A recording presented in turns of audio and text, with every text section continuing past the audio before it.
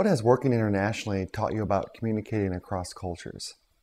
I'd say one, the need to go and normalize yourself a little bit. So I'd say a big mistake I could have made would be to go someplace and work with clients in, say, the Ukraine or Germany, or even Australia, and just go straight from the airport to a client site would be really dangerous.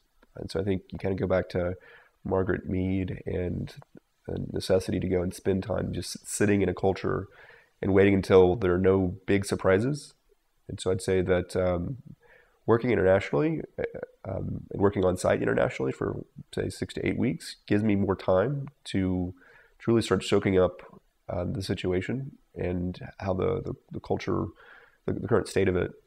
So that during my conversations with those clients, I'm able to reflect the reality of that as opposed to kind of bringing all these sort of American biases to things.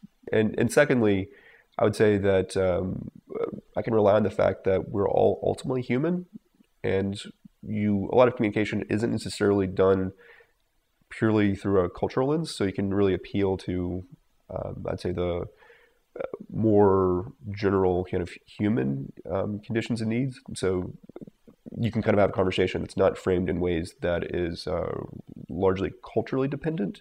So I think that's kind of another trick.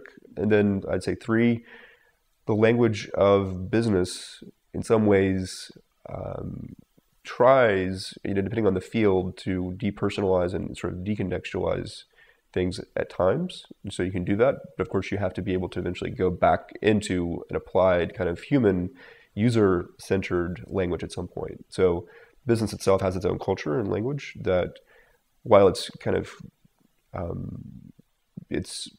there are lenses on that from the local culture, it still allows you to kind of have communication between across cultures within that kind of third space, that business space.